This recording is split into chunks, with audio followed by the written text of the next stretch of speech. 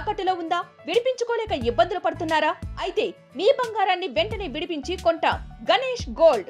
మీరు సంప్రదించాల్సిన ఫోన్ నంబర్లు 9160-266-916, 8712619507. నమస్తే లాయర్ గారు. నమస్తే మ్యామ్. యువర్ ఆనర్, నేను ఒక విషయం అయితే అడగాలనుకుంటున్నాను. ఈ మధ్య చూసుకుంటే గేటెడ్ కమ్యూనిటీస్ బిల్డర్స్ వీళ్ళు ఉంటారు కదా, కన్స్ట్రక్షన్ చేసి 4 yearsలో ఫ్రీలాన్సింగ్ ఆఫర్స్ ఇది. సో మీకు ఈ 4 yearsలో 3 yearsలో మేము ఇల్లు కట్టేసి నీట్గా మీకు ఎలా నచ్చిందో అలాగే మేము మీకు అప్పగిచ్చేస్తామని అంటుంటారు. సో అలా అప్పగిస్తామని చెప్పి అపార్ట్మెంట్స్ లేదంటే ఫ్లాట్స్ ఇలా ఇస్తామంటుంటారు. సో తర్వాత ఆ మాటను తప్పేస్తూ ఉంటారు వాళ్ళు. ఇది చట్టపరంగా నేరమేనా కాదా? ఇక్కడ చట్టపరంగా ఏదైతే మనం నేరమా కాదని ముందు మాట్లాడుకుంటే ఫస్ట్ ఏదైతే ఇప్పుడు ప్రెసెంట్ ఏంది అని అంటే చాలా మంది అపార్ట్మెంట్స్ కానీ విల్లాస్ కానీ వీటి మీద ఎక్కువ గేటెడ్ కమ్యూనిటీస్ లో ఉండాలి అన్న ఉద్దేశంతో చాలా మంది ఇట్లాంటి కమ్యూనిటీస్ ఇద్దరు విల్లాస్ కానీ అపార్ట్మెంట్ లో ఫ్లాట్స్ కానీ ఇట్లా వాళ్ళు ఫిక్స్ అయిపోయి తీసుకోవడం జరుగుతూ ఉంటుంది. సో ఇక్కడ ఏంది అని అంటే ఇట్లా తీసుకునేటప్పుడు చాలా మందికి ఏంది అని అంటే అరే ఇల్లు కొందాం అనుకున్నాం అని చెప్పేసి, బికాస్ ఇక్కడ మాక్సిమం ఆఫ్ ద సిచ్యువేషన్ లో మాక్సిమం ఇట్లా పర్చేస్ చేసే వాళ్ళు ఒక 70% of the people outside పీపుల్సే ఉంటారు. అంటే outside city of the people ఎక్కడి నుంచో వచ్చి ఇక్కడ బతకడానికి వచ్చిన వాళ్ళే మాక్సిమం ఆఫ్ ద సిచ్యువేషన్ లో వాళ్ళు ప్రిఫర్ చేస్తూ ఉంటారు. ఇట్లాంటి సిచ్యువేషన్ ఏంది అని అంటే వాళ్ళు చూడరు అనమాట. ఏదైతే ఆ కంపెనీ ఎంప్లాయీస్ వాళ్ళు ట్రీట్ చేసే విధానాన్ని బట్టి అరే అంతా మంచిగా రిసీవ్ చేసుకుంటున్నారు, సార్ అని మంచిగా మాట్లాడుతున్నారు అని చెప్పి సరే అని చెప్పేసి ఇన్వెస్ట్మెంట్ పెడతారు. సో వన్స్ వీడి ఇన్వెస్ట్మెంట్ పెట్టిన తర్వాత వాళ్ళ నిజ స్వరూపాలు బయటకు వస్తాయి, ఒక అమౌంట్ అనేది బయటకు వచ్చిన తర్వాత. సో అన్ని కంపెనీస్ అట్లుండవు, కొన్ని కంపెనీస్ నార్మల్ గా మనం చూసుకుంటే చాలా మంది ఫ్రీలాన్సింగ్ ఆఫర్లు అని చెప్పేసి తక్కువలో వస్తున్నాయని చెప్పేసి దసరా ధమాకా అని చెప్పి స్పెషల్ ఆఫర్స్ అంటారు, స్పెషల్ ఆఫర్స్ అని చెప్పేసి ఆఫర్ అంటారు, ఓపెనింగ్ సేల్ అని చెప్పేసి నిజంగా జనాల్ని పిచ్చోళ్ళు ఇక్కడ చేస్తున్నారు. ఎక్కువ శ్రావణ మాసాలు కానీ ఆషాఢ మాసాలు ఎక్కువ బట్టలు పెడతారు మ్యామ్. వీళ్ళు ఏంటంటే ఫ్రీలాన్సర్ ఆఫర్లు అని చెప్పేసి ఫ్రీలాన్సింగ్ ఆఫర్స్ అని చెప్పేసి నార్మల్ గా ఇంత ఉంది అట్ ప్రెసెంట్ ఇక్కడ 6500 నడుస్తుంటే నేను 4500 కే ఇస్తున్నా. ఇంకా కొన్నిసార్లు మార్కెట్ డౌన్ ఉన్నప్పుడు కూడా ఇంకా తక్కువ రేట్ కే ఇచ్చేస్తామని అంటారు. తక్కువ రేట్ కి నమ్మకూడదు అంటారా? అవి కూడా నమ్మకూడదు అని అంటే నేను అదే మేము కంప్లీట్ గా చెప్పేది. నార్మల్ గా అది నమ్మొచ్చా అనేది ఏంది అని అంటే ఇక్కడ వాడు కంపల్సరీ బిల్డింగ్ కడతాడు, మన చేతికి ఇస్తాడు, అంత బానే ఉంటది. కానీ ఎప్పుడు కడతాడు ఎప్పుడు ఇస్తాడు అనేది క్లారిటీ ఉండదు, లేకపోతే ఎట్లా కడతాడు అనేది క్లారిటీ ఉండదు. బికాస్ ఎందుకు అని అంటే ఫ్రీలాన్సింగ్ ఆఫర్ లో నువ్వు తీసుకున్నావు, వాడు ఎప్పుడో 4 years తర్వాత నీకు గట్టి నీకు చేతికి ఇస్తాడు. అప్పటిదాకా నీ పరిస్థితి ఏంది? ఇయ్యాల రేపు ఒక నెల రోజులకు ఒకటి పైసలు ఇస్తే వాడు 4 రోజుల తర్వాత ఉంటాడో ఉండడో తెలియదు. అంటే ఈ సిచ్యువేషన్ అంతా ఎట్లొచ్చింది అని అంటే ఎట్ ప్రెసెంట్ చాలా కంపెనీస్ ఇట్లా అయిపోయినాయి ఫ్రీలాన్సింగ్ ఆఫర్లు అని చెప్పేసి తక్కువలో వాళ్ళకి ఫ్లాట్స్ ఇచ్చేయడం, దాని తర్వాత వాళ్ళు బోర్డులు తిప్పేయడం కానీ, లేదు అనుకున్న టైంలో ఇవ్వకపోవడం కానీ, ఇవన్నీ రీజన్స్ ఏంది అని అంటే ప్రతి ఒక్క దానికి ఒక ప్రాపర్ అప్రూవల్స్ అనేవి ఉంటాయి. ఒక గ్రేటెడ్ కమ్యూనిటీ కడుతున్నాము అని అంటే ఆల్మోస్ట్ ఒక గ్రేటెడ్ కమ్యూనిటీ అని అంటే ఇన్ని ఫ్లాట్స్, ఇన్ని టవర్స్ ఇన్ ద సెన్స్ ఒక్కొక్క బిల్డింగ్ ఒక్కొక్క బ్లాక్ అనమాట. సో ఒక్కొక్క బ్లాక్ లో ఒక 10 floors కడతా, ఒక 20 floors కడతా అని అంటారు. ఇక్కడ ఏదైతే మాక్సిమం ఆఫ్ ద సిచ్యువేషన్ లో అబోవ్ 5 కానీ ఏదైతే అబోవ్ 10 కానీ వచ్చింది అని అంటే కంపల్సరీ వాళ్ళు ఎయిర్పోర్ట్ అథారిటీ దగ్గర నుంచి ఎన్ఓసి తెచ్చుకోవాలి. అండ్ అదే కాకుండా హెచ్ఎండిఏ ఫస్ట్ మెయిన్ థింగ్ ఏంటి అంటే హెచ్ఎండిఏ అప్రూవల్ రావాలి. సో చాలా మంది ఏంటంటే ఈ హెచ్ఎండిఏ అప్రూవల్ రాకముందనే వీళ్ళు చెల్లో అని చెప్పేసి ఫ్రీలాన్సింగ్ ఆఫర్ లో కింద నీకు ఫ్లాట్ అమ్మేస్తారు. సో హెచ్ఎండిఏ అప్రూవల్ అనేది రావడం ఇంపార్టెంట్ అనమాట. హెచ్ఎండిఏ అప్రూవల్ రాకముందనే చాలా మంది ఏం చేస్తూ ఉంటారంటే ఫ్రీలాన్సింగ్ ఆఫర్లు అని చెప్పేసి పెట్టేస్తూ ఉంటారు. సో వీడికి అప్రూవల్స్ రాదు, రేపొద్దున అప్రూవల్ రాదు, రిజెక్ట్ చేస్తారు. పరిస్థితి ఏంది? సరే పొలిటికల్ ఏదో మాట్లాడుకొని ఏదో ఒకటి చేసుకొని బ్యాక్ ఎండ్ నుంచి మాట్లాడుకొని చేస్తాడు, ఓకే. అదంతా అయ్యేసరికి కొంచెం టైం పడుతుంది. ఆబ్వియస్లీ ప్రాజెక్ట్ స్టార్ట్ చేయడం లేట్ అయిపోతుంది. ఈ లోపు క్లయింట్స్ అందరూ వచ్చి దమ్మం చేస్తారు, ఆ న్యూసెన్స్ క్రియేట్ చేస్తారు. ఇక్కడ ప్రాబ్లం ఏంది అని అంటే నీ డబ్బులతోనే నీకు కడుతున్నాడు. ఇక్కడ బిల్డర్ ఎక్కడా కూడా ఆయన దగ్గర క్యాపిటల్ తో కట్టేది లేదు, నీ దగ్గర నుంచి అమౌంట్ తీసుకుంటుండో ఆయనే కడుతున్నాడు. సో బిజినెస్ చేస్తున్నప్పుడు ప్రాఫిట్ రావద్దా అని అంటారు చాలా మంది. బట్ నేనేమంటా అంటే మినిమం అప్రూవల్స్ వచ్చిన తర్వాత మీరు కనుక అక్కడ తీసుకుంటే బెటర్. కనీసం అక్కడ ఒకవేళ 30% కన్స్ట్రక్షన్ అయిపోయినా కూడా అక్కడ మీరు గనక తీసుకున్నారు అని అంటే ఓకే సెట్. ఎందుకు అని అంటే వాడికి అన్ని అప్రూవల్స్ వచ్చి ఉంటాయి. ఎందుకు అని అంటే ఒక బిల్డింగ్ కడుతున్నప్పుడు ఒక రేరా ప్రకారం కానీ ఇవన్నిటి ప్రకారం ఒక నార్మ్స్ ఉంటాయి అనమాట. ఒక సాయిల్ టెస్ట్ ఉంటది. అక్కడ నువ్వు ఇన్ని టవర్స్ కడుతున్నావు, ఇంత పెద్ద బిల్డింగ్ కడుతున్నావు అని అంటే ఆ సాయిల్ లో ఆ బిల్డింగ్ స్టాండర్డ్ గా ఉంటదా ఉండదా, దీనికి సాయిల్ టెస్ట్ కూడా ఉంటది. సో అది కామెడీగా అనిపించచ్చు, నిజంగా సాయిల్ టెస్ట్ అనేది ఉంటది. అండ్ అదే కాకుండా ఎయిర్పోర్ట్ అథారిటీ దగ్గర నుంచి ఎన్ఓసి. సో ఈ ప్రతి ఒక్క డిపార్ట్మెంట్ దగ్గర నుంచి ఎన్ఓసి కంపల్సరీ తెచ్చుకోవాలి. సో ఇవన్నీ రాకముందనే చాలా మంది ఇట్లా పెట్టేసి స్కామ్ చేసేస్తూ ఉన్నారు. సో అందుకే ఇవాళ చాలా కంపెనీస్ కూడా వాళ్ళకి అవి రాకపోవడం వల్ల, లేదు అని అంటే ఏమన్నా ఎవరైనా వచ్చి మధ్యలో ఆపడం వల్ల, వీటన్నిటి వల్ల చాలా కంపెనీస్ కూడా బ్యాక్ అయిపోవడం, వాళ్ళు అక్కడికి వెళ్ళి గొడవ చేయడం, ఇవన్నీ అవుతూ ఉన్నాయి. సో నార్మల్ గా మనం చూసుకుంటే ఒక కన్స్ట్రక్షన్ కంపెనీ వాడు ఫ్రీలాన్సింగ్ ఆఫర్ లో పెడతాడు, ఆ ప్రాపర్ టైంకి వాడు కనుక రీచ్ ఇవ్వలేదు అనుకోండి అంటే వాళ్ళని బదిలాడుకుంటూనే ఉంటారు. సో ప్రతి ఒక్కళ్ళు బిల్డర్ ని రిక్వెస్ట్ చేసుకునే సిచ్యువేషన్సే కానీ ఎవరు కూడా కరెక్ట్ టైంకి ఇచ్చి అరే నా బిల్డర్ మంచిగా చేసిండు అన్న సిచ్యువేషన్ ఎక్కడా లేదు. సో ఇప్పుడు ఏదైతే ఈ రేరా కూడా అందుకే వచ్చింది అనమాట. వాళ్ళకంటూ కొంచెం ఏదైతే కొంచెం టర్మ్స్ అండ్ కండిషన్స్ ఫాలో అవ్వాలి బిల్డర్స్ కూడా, కొంచెం వీళ్ళకి కూడా ఎవరైతే కస్టమర్స్ కూడా కొంచెం వాళ్ళకి రేరా నుంచి కొంచెం న్యాయం జరగాలి అన్న పొజిషన్ లోనే రేరా అనేది పెట్టడం జరిగింది. ఇప్పుడు ఇక్కడ వీడు ఫ్రాడ్ చేసి వెళ్ళిపోయిండు అనుకోండి, వాడి మీద క్రిమినల్ కేసు ఫైల్ అయిపోతుంది. బిఎన్ఎస్ ప్రకారం వాడి మీద చీటింగ్ అవి ఫైల్ అయిపోతాయి. మన అమౌంట్ వస్తే అని గ్యారంటీ ఏంది? సరే, ఇప్పుడు బిల్డర్ వాళ్ళు మోసాలు చేస్తూ ఉంటారు, వీటిని నిరోధించాలంటే రేరా పాత్ర ఎలా ఉంటుంది? సి మ్యామ్, నార్మల్ గా మనకి రేరా ప్రకారం ఏంది అని అంటే ఒక 7 years వరకు స్ట్రక్చరల్ గ్యారంటీ ఉండాలి. ఒక రేరా గినక ఫస్ట్ ఆఫ్ ఆల్ ఒక బిల్డింగ్ పర్చేస్ చేస్తున్నాము అని అంటే వాడికి రేరా కింద రిజిస్టర్ అయిందా లేదా, వాడికి రేరా ఉందా లేదా, ఇవన్నీ చెక్ చేయాలి. అసలు రేరా అంటే ఏంటి సార్? చాలా మందికి అవగాహన లేదు దాని గురించి. ఇక్కడ రేరా ఏంది అని అంటే ఏదైతే ఒక 500 square yards ఎబో దగ్గర, ఎక్కడైతే ఒక 500 square yards కంటే ఎక్కువ ఎబో 500 square yards దగ్గర ఒక బిల్డింగ్ కట్టాలి అంటే కంపల్సరీ రేరా కింద పర్మిషన్ తీసుకోవాలి బిల్డర్స్. ఇది ఏంది అని అంటే అండ్ ఇప్పుడు మనకి నార్మల్ గా మాట్లాడుకుంటే రేరా అనేది కూడా ఎట్లా అంటే ఒక నార్మల్ పర్సన్ కి పాన్ కార్డ్ ఎట్లనో ఒక బిల్డర్ కి రేరా అనేది అట్లా అనమాట. సో వాళ్ళకి ఏంది అంటే కొన్ని టర్మ్స్ అండ్ కండిషన్స్ ఉంటాయి, ఆ టర్మ్స్ అండ్ కండిషన్స్ అన్ని ఫుల్ఫిల్ చేయాలి. ఇన్ కేస్ బిల్డర్ గనక ప్రాపర్ టైంలో వాళ్ళకి గనక అది ప్రొవైడ్ చేయలేదు అని అంటే, అదేదైతే ప్రాపర్టీ ఉందో అది వాళ్ళకి గనక కరెక్ట్ టైంకి ప్రొవైడ్ చేయలేదు అని అంటే వీడు ఎన్ని మంత్స్ అయితే బయట ఉంటుండో అంటే రెండుకుంటుండా ఇద్దరు ఎక్కడ ఉంటుండంటే ఆ ఎక్స్పెన్సెస్ కూడా బిల్డరే భరించాలి. బికాస్ ఎందుకు అని అంటే వాడు ఇల్లు కొనుక్కుని దాంట్లో ఉండడానికి నువ్వు అనుకున్న టైంలో వాడికి ఇయ్యలేదు, ఆబ్వియస్లీ లాసే కదా. సో రేరా ప్రకారం ఏంటి అంటే వాడికి రెంట్ కూడా పే చేయాలి. అండ్ అదే కాకుండా స్ట్రక్చరల్ గ్యారంటీ 7 years అనేది common. And up to 1 year దాకా మెయింటెనెన్స్ అనేది తనే భరించాలి. And up to cooperative society cooperative society build అయ్యేదాకా, ఇదే కోఆపరేటివ్ సొసైటీ కానీ లేదు అని అంటే నార్మల్ సొసైటీ కానీ ఏదైతే బిల్డ్ అయ్యేదాకా కంపల్సరీ వాళ్ళే బేర్ చేయాలన్నమాట. సో వాళ్ళే బేర్ చేసి అక్కడ 1 year పాటు ఒక ఎవరినైనా మనం అపాయింట్ చేసిన వాచ్మెన్ కానీ ప్రతిదీ వాళ్ళే చూసుకోవాలి. అనుకున్న టైంలో వాళ్ళకి ఏదైతే ఒక 3 years అనుకున్నారో ఆ 3 years లో వాళ్ళకి ప్రొవైడ్ చేసేయాలి ప్రాపర్టీని. సో ప్రతిదీ అనేది ఉండాలన్నమాట. ఈవెన్ ఒక లోపల నుంచి మన పైప్స్ కానీ ఇవన్నీ లీక్ అవుతున్నా కానీ అప్ టు ఒక 7 years దాకా స్ట్రక్చరల్ గ్యారంటీ కానీ ఒక 5 years దాకా లోపల ఏమన్నా గనక ఇన్బుల్ట్లో ఏమన్నా గనక డ్యామేజ్ అయింది అన్నా కూడా వాడే బేర్ చేయాలి. ఎందుకంటే మన డబ్బులు తీసుకొని ఇన్వెస్ట్మెంట్ చేసి మళ్ళీ బిజినెస్ రన్ చేసుకొని చేస్తున్నారు కాబట్టి సో వాళ్ళే చేయాలంటారు. ఓకే సార్, ఇప్పుడు చాలా మంది బిల్డర్స్ స్కామ్స్ చేస్తున్నారు సార్ డబ్బులు తీసేసుకొని. సో అలాంటప్పుడు ఎలాంటి ఐపీసీ సెక్షన్లు ఉన్నాయి వాళ్ళ మీద కేసు వేయడం చెప్పండి.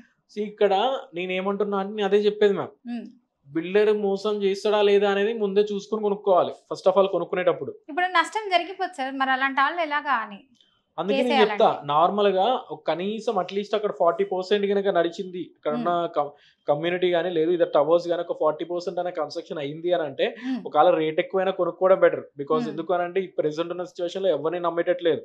సో ఎవరికి ఎట్లా చేస్తారు అనేది కూడా మనం చెప్పలేము. వాడు ఉల్టు క్లియర్ గా చెప్పేస్తాడు, నువ్వు ఏం చేసుకుంటావు చేసుకో, నేను కట్టను పోరాబాయ్ అని చెప్పేసి. సో ఇక్కడ ఏంది అని అంటే బిఎన్ఎస్ ప్రకారం చీటింగ్ కింద కేసు ఫైల్ అయిపోతుంది. ఇన్ కేసు వాడి కనుక ఏమైనా థ్రెటన్ చేస్తున్నా కానీ లేదు మనల్ని భయపెడుతున్నా కానీ దాని కింద క్రిమినల్ ఇంటిమిడేషన్ కింద కేసు ఫైల్ చేయొచ్చు. అండ్ కొన్ని సిచ్యువేషన్ లో నువ్వు అగ్రిమెంట్ క్యాన్సిల్ చేసుకో, ఇట్లాంటి కేసెస్ కూడా ఉన్నాయి. రీసెంట్ గా ఒక పర్సన్ నా దగ్గరికి వచ్చాడు, ఆల్మోస్ట్ 2.4 CR పెట్టేసి ఒక ప్రాపర్టీ కొన్నాడు. 2.4 CR పెట్టి ఒక ప్రాపర్టీ కొన్నాడు, విల్లా కొన్నాడు కోకాపేట్ లో. అక్కడ ఏమైంది అని అంటే బిల్డర్ డైరెక్ట్ గా చెప్పేస్తున్నాడు, బిల్డర్ ఫ్రెష్ నార్మల్ గా ఫస్ట్ ప్రాజెక్ట్ ఇది బిల్డర్ది ఫస్ట్ ప్రాజెక్ట్. సో తను క్లియర్ గా చెప్పేస్తున్నాడు ఫస్ట్ లో దాకా సార్ అని మాట్లాడిండు, కొంచెం అమౌంట్ అనేది పెండింగ్ ఉంది, సో పలానా సిచ్యువేషన్ లో కట్టేస్తా అనగానే అక్కడ కొంచెం వర్క్ కూడా లేట్ అవుతుంది ఆబ్వియస్లీ. సో పలానా కొంచెం టైం తీసుకొని కడతానంటే లేదు నాకు ఇప్పుడే కట్టాలి లేదంటే నేను అగ్రిమెంట్ క్యాన్సిలేషన్ చేస్తాను డైరెక్ట్ మెయిల్ చేసేసిండు. బట్ అగ్రిమెంట్ ప్రకారం ఏముంది అని అంటే ఇన్ కేస్ ఎన్ని రోజులైతే నువ్వు లేట్ చేసినావో అన్ని రోజులకి నువ్వు ఇంట్రెస్ట్ పే చేయాలని ఉంది. ఎవరు ఈ పర్సన్ క్లయింట్ ఎవరైతే పర్చేస్ చేస్తున్నాడో ఎవరైతే పర్చేస్ చేస్తున్నాడో పర్చేసరు వాళ్ళకి బిల్డర్ కి అమౌంట్ పే చేయాలన్నట్టు, అంటే ఇంట్రెస్ట్ తో పే చేయాలి అన్నట్లు అనుకున్న టైంలో ఏదైతే ఫ్రీలాన్సింగ్ ఆఫర్ లో 50% పే చేసిండు, ఆల్మోస్ట్ ఒక 1.8 CR దాకా ఆయనకు వచ్చేసినాయి. రిమైనింగ్ రావాల్సింది ఒక 50 lakhs 60 lakhs రావాలి. సో దానికి నువ్వు క్యాన్సిలేషన్ చేసుకో, నేను నీ బిల్డింగ్ కూడా కన్స్ట్రక్షన్ చేయను ఆపేస్తా అని చెప్పేసి బ్లాక్ మెయిల్ చేయడం జరిగింది. సో ఆ సిచ్యువేషన్ లో ఏంది అని అంటే మన దగ్గర నుంచి ఒక లీగల్ నోటీస్ అనేది పంపించడం జరిగింది. అండ్ అదే కాకుండా తనతోనే డైరెక్ట్ రేరాలో కంప్లైంట్ అనేది ఫైల్ చేయడం జరిగింది. బికాస్ ఎందుకు అంటే రేరాకి ఫైల్ చేయాలి అని అంటే డైరెక్ట్ గా అడ్వకేట్ వెళ్ళాల్సిన అవసరం లేదు.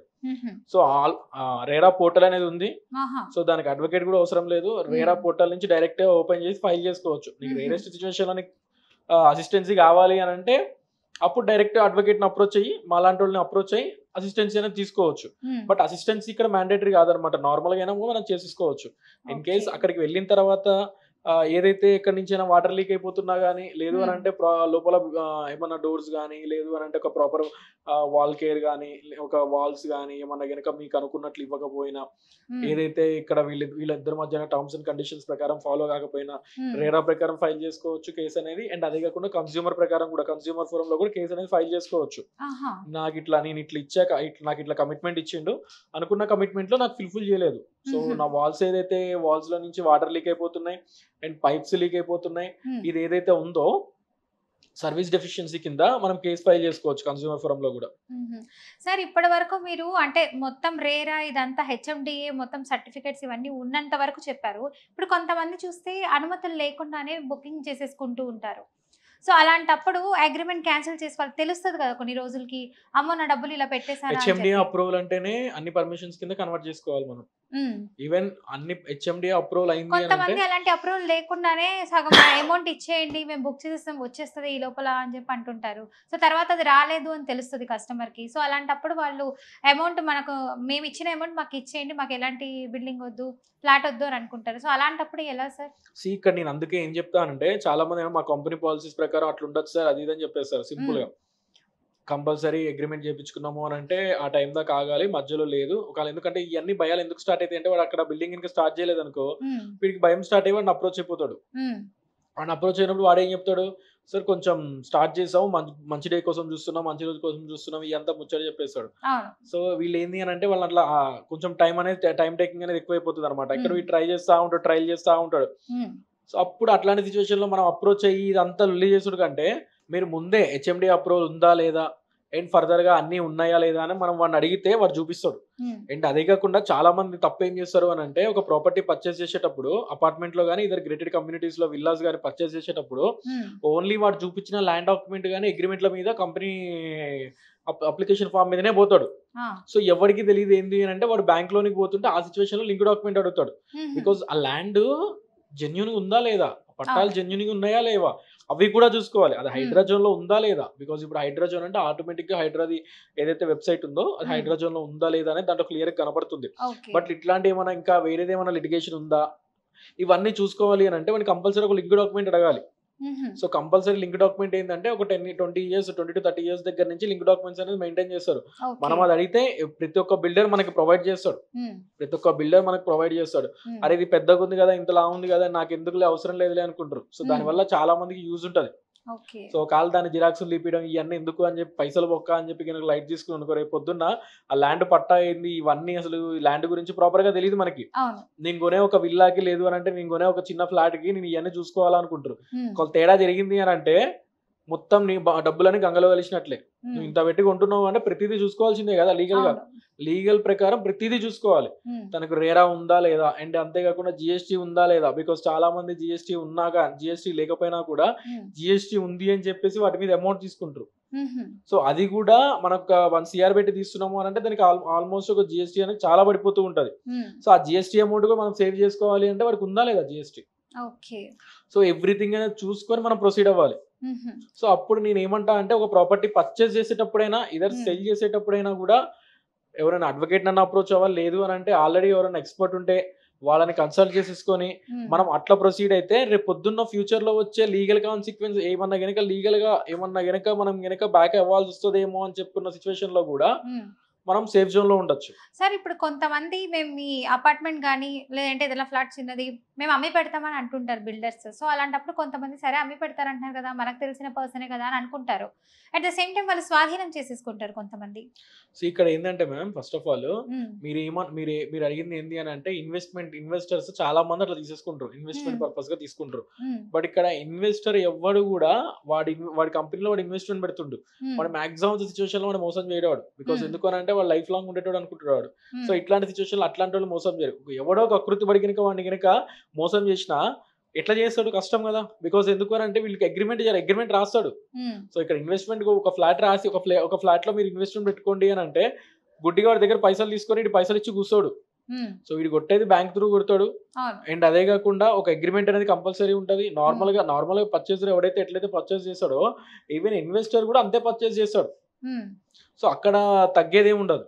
సార్ ఇప్పుడు ఇలాంటి మోసాలన్నీ జరగకుండా ఉండాలంటే సో ప్రజలందరూ ఎలాంటి జాగ్రత్తలు తీసుకోవాలి? స్కామ్స్ కి చాలా మంది మోసపోతున్నారు. సో అమ్మకాలు పెట్టేస్తామని చెప్పి రేరా సర్టిఫికేట్ ఉందని చెప్పి తర్వాత లేదు ఇదంతా అబద్ధం, మనకు చూపించింది ఫేక్, సో తర్వాత ఇలా స్వాధీనం చేసేసుకుంటున్నారని చాలా మంది. ఇప్పుడు ఏంది అని అంటే ఇప్పుడు చాలా కంపెనీస్ ఆల్రెడీ బోర్డు ఎత్తిన తర్వాత చాలా మంది ఎలర్ట్ అయిపోతున్నారు అనమాట. అమ్మ పర్చేస్ చేయాలా వద్దా అని చెప్పేసి. మాక్సిమం సిచ్యువేషన్ లో నేను చెప్పే వర్షన్ ఏంది అని అంటే, ఒకటి మొత్తం ఈసీ ప్రకారం కానీ లీగల్ గా అంతా చూసేసుకొని ఇండిపెండెంట్ హౌసెస్ అన్న తీసుకుంటే బెటర్. లేదు అని అంటే నేను అంత ఎఫర్ట్స్ చేయలేను అని అంటే నార్మల్ గా చాలా కమ్యూనిటీస్ ఉన్నాయి, ఏదైతే చాలా కంపెనీస్ ఉన్నాయి మంచి కంపెనీస్. సో అట్లాంటి కంపెనీస్ లో మీకు లీగల్ గా ఏమైతే ఉన్నాయో వాళ్ళని డైరెక్ట్ అడిగేసి, సో వాళ్ళని ఏమైనా డాక్యుమెంట్స్ మీకు రిక్వైర్డ్ డాక్యుమెంట్స్ ఏమైనా కావాలి అని అంటే మాలాంటి అడ్వకేట్లను కాదు, లేదు అని అంటే ఎవరైతే ఎక్స్పర్ట్స్ ఉంటారు కదా వాళ్ళ త్రూ ఇన్ఫర్మేషన్ తీసేసుకొని అయినా కానీ, లేదు వాళ్ళ అసిస్టెన్సీకి వాళ్ళు అక్కడికి రమ్మని చెప్పేసి అట్లాంటి సిచ్యువేషన్లో అయినా కూడా మనం ఎవ్రీథింగ్ చూసుకోవచ్చు. సో ఇక్కడ రేరా ఉందా లేదా అనేది కూడా ఎలా అంటే రేరా పోర్టల్ ఓపెన్ చేసి అక్కడ ఏదైతే బిల్డింగ్ మీద రేరా నెంబర్ అనేది ఉంటుందో ఆ రేరా నెంబర్ కొట్టినా కూడా వీళ్ళ కంప్లీట్ డీటెయిల్స్ అనేది వస్తుంది. ఓకే. సో ఇంకా హెచ్ఎండి అప్రూవల్ ఉందా లేదా, అన్ని అప్రూవల్స్ వచ్చినాయా లేదా అనేది డైరెక్ట్ గా మనం వాళ్ళని డైరెక్ట్ గా అడిగితే వాళ్ళకి అప్లికేషన్ ఫార్మ్స్ ఈ అప్రూవల్స్ ఆల్రెడీ మాకు వచ్చినాయి అని చెప్పి చూపిస్తారు. సో అట్లా చూపించినప్పుడు నో ప్రాబ్లం ఇక. సో ఇందులో లీగల్ గా ఏమన్నా ల్యాండ్ ఏమన్నా లీగల్ గా అంతా లీగల్ గా ఉందా, ఇల్లీగల్ ఏమైనా ఉన్నాయా, లేదు అని అంటే గవర్నమెంట్ ప్రాపర్టీని ఏమైనా కబ్జా చేసి కట్టినవా, ఇవన్నీ అనేటప్పుడు మీ సేవ దగ్గర నుంచి అది కూడా వాడి దగ్గర ఉంటుంది. సో ఏదైతే ల్యాండ్ మ్యాప్ ఉందో, సో వీళ్ళ ప్రాపర్టీ ఎంతైతే మ్యాప్ ఉందో, ఏ సర్వే నెంబర్ ఏంది అనేది కంప్లీట్ డీటెయిల్స్ ఉంటాయి మన అగ్రిమెంట్ లో అయినా కూడా. ఆ సర్వే నెంబర్ లో ఏమైనా గవర్నమెంట్ ల్యాండ్ ఉందా అనేది డైరెక్ట్ రిజిస్ట్రేషన్ ఆఫీస్ దగ్గరికి వెళ్ళి అడగచ్చు. లేదు అని అంటే రిజిస్ట్రేషన్ ఆఫీస్ సైడ్ రైటర్లు ఉంటారు, వాళ్ళని అడిగినా కూడా ఇన్ఫర్మేషన్ తీసుకొని మీకు ఇస్తారు. బికాస్ ఎందుకు అని అంటే వాళ్ళే రిజిస్ట్రేషన్ మీకు ఎట్లాగో ఫ్యూచర్ లో వాళ్ళే రిజిస్ట్రేషన్ చేయాలి. బికాస్ ఇక్కడ అడ్వకేట్ ఎవరైనా కూడా మేము ఎవరైనా కూడా ఇన్ఫర్మేషన్ ఇస్తాం, బట్ రిజిస్ట్రేషన్ పార్ట్ లో హెల్ప్ చేయం. అదేదో నువ్వు రిజిస్ట్రేషన్ పక్కన ఎవరైతే ఉంటారో రైటర్స్ వాళ్ళని ఇల్లు అడిగినాం అనుకో, సో నేను ఇట్లా ప్రాపర్టీ పర్చేస్ చేద్దాం అనుకుంటున్నా, నాకు ఏమైనా లీగల్ కాన్సిక్వెన్సెస్ ఇక్కడ ఉందా, పలానా ల్యాండ్ సర్వే నెంబర్ అంటే వాడి ఇన్ఫర్మేషన్ మొత్తం తీసి చెప్తాడు నీకు. అండ్ రేపు పొద్దున ఫ్యూచర్ లో కూడా వాడి దగ్గరే చేయించుకుంటావు కాబట్టి వాడు మంచి సర్వీస్ ఇస్తాడు ఇంకా మనకి. సో అట్లా ఇక్కడ నో ప్రాబ్లం అనమాట. Thank you so much sir. So చూసారు కదా వ్యూవర్స్, లాయర్ గారు చెప్పినట్లయితే సో మాకు ఈ రియల్ ఎస్టేట్ అదే ఈ ప్లాట్స్ కి సంబంధించి మాకేం తెలీదు, సో ఎవరిని నమ్మాలో అర్థం కాలేదు అని చెప్పి చాలా మంది ఒక అపోహతో ఉంటారు, ఒక సమస్యతో ఇదేంట్రా నాయన అని అనుకుంటారు. సో అలాంటప్పుడు మన లాయర్ గారు లాంటి వాళ్ళు చాలా మంది ఉన్నారు. సో వాళ్ళని అప్రోచ్ అయ్యి లీగల్ గా మనకి ఎలా యూజ్ ఉంటుంది ఏంటి, సో ఇదంతా వాళ్ళని అడిగి తెలుసుకుంటే సో మీకు కూడా బెటర్. ఆ ప్లాట్ కొనాలనుకున్నా ఇంకేమైనా కొనాలనుకున్నా సో వాళ్ళైతే కరెక్ట్గా చెప్పేస్తారు మీకు. సో చూసారు కదండి. ఇంకా మీకు ఏదైనా డౌట్స్ ఉంటే కింద కామెంట్ రూపంలో తెలియజేయండి, లేదు మన అడ్వకేట్ గారితోనే మాట్లాడతారంటే కింద స్క్రోల్ అవుతున్న నెంబర్కి కాల్ చేయండి. సో పూర్తి ఇన్ఫర్మేషన్ అయితే మీకు ఇచ్చేస్తారు. థ్యాంక్ యూ అండి. Thank you ma'am.